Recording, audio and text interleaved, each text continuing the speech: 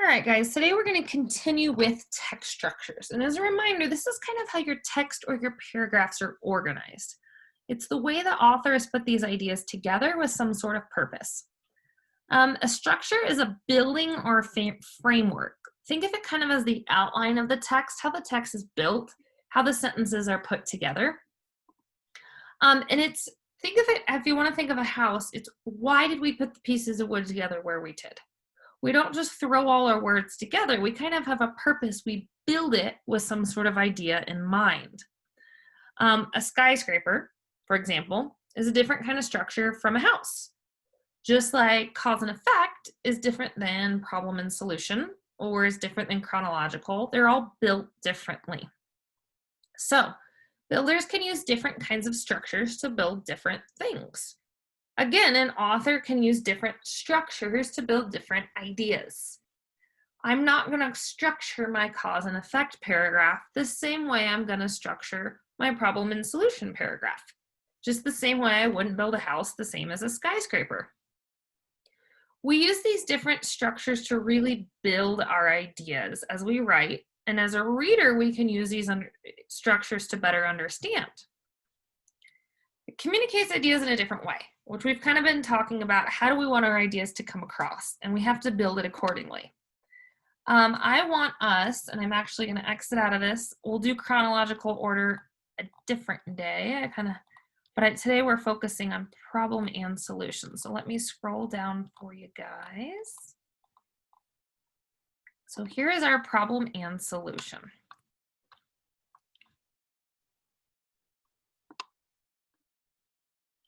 So as we talked about yesterday, the author might want to explain a problem and one or more solutions. So yesterday we talked about the Sahel Desert, and they were presented multiple solutions. There wasn't just one way to solve the problem. Often you'll see multiple solutions. So this kind of structure that gives us some sort of problem and some way to fix it is called a problem and solution.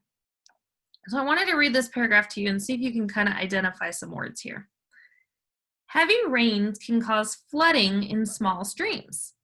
For weather forecasters and local authorities, this flooding can be difficult to predict. Fortunately, the United States Geological Survey, or the USGS, has more than 7,000 streamages that measure water flow. These streamages help scientists to monitor water levels in good or bad weather. So I want you to kind of think, and I'm going to stop for a second. What problem and what solutions does the author present to you? All right, so let's look for the problem first. It's usually pretty easy to identify the problem. What's wrong here? So in this case, we have flooding that's really difficult to predict, which means they don't really know if it's going to flood or not. So that is a serious problem. We don't want things flooding out. Now, what solutions do they offer? How do they fix this problem? How do they know if it's going to flood or not? Well, in this paragraph, they put these 7,000 stream gauges that measure water flow. So they go in and then they put these big gauges, which is a measurement tool, in the stream to measure the water flow. So in this case, they're like, well, flooding is really difficult to predict, but we're going to go in and put these gauges in the stream to help measure water flow. So the problem was, we don't know when it's going to flood, but we put 7,000 gauges in the streams that measure the water flow. So we'll at least try to measure the water, right? It might be difficult to predict, but one way to solve this problem is we put these gauges in, we measure our water flow. Often authors will signal, we talked about this yesterday, think about a stop sign, right? With the solution structure, include words like problem, solution. A lot of times you will actually hear the words problem and solution. Or you might hear as a result, you might hear due to, you might hear the word fix. A lot of times the solution tries to fix something. You might hear the word issue for a problem, but again, you'll have some sort of problem, something we need to fix, and then some way to fix it. And use these words like a stop sign. Stop and think, ooh, this is a clue, this is a hint. Sometimes a synonym for a problem is a difficulty, a struggle, an uncertainty, a worry, a threat, a trouble. So we have some sort of trouble we're trying to fix, some sort of threat. Think of this as a natural disaster or a drought or some problem that we really have to solve. It's usually a struggle or a worry. And then your solution brings you some sort of possibility, hope, a bright spot, an answer, future. For example, yesterday they were struggling with this desert with not enough water. They gave us answers to it. They brought a brighter future to the desert. Here is a new one with problem and solution. So see if you can notice any of these signal words.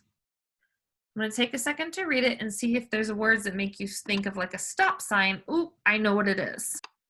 So we're going to talk about stink bugs.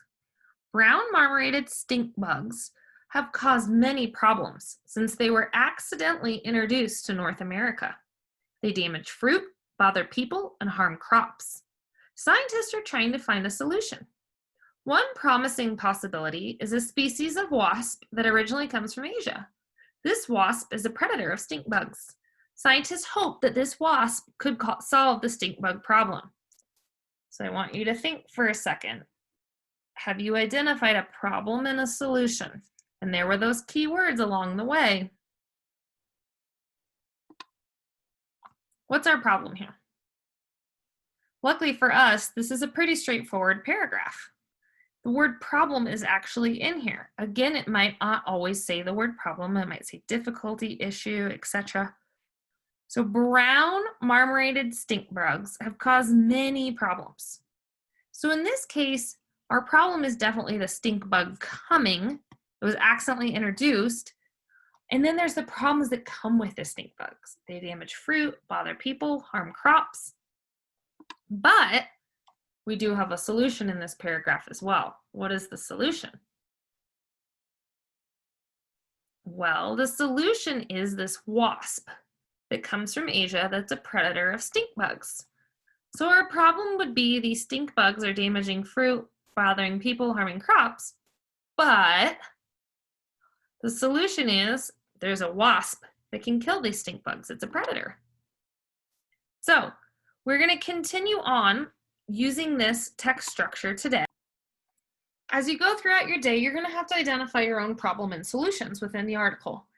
I will post this graphic organizer to help you remember kind of what it looks like. It's when the author tries to show a problem and at least one solution. Again, there might be more than one. The keywords you're looking for, so, because of, solve, issue, due to, lead to, a problem. We also have struggle, hope. And so we also have this graphic organizer to kind of help you remind it. The problem goes in the top and the multiple solutions go in the bottom. So kind of we have this problem and then the arrow, the way we can fix it, connect it to a solution. So keep this in mind today as you go through your own work. And if you need to come back to this video to reference problem and solution, that's probably a good idea.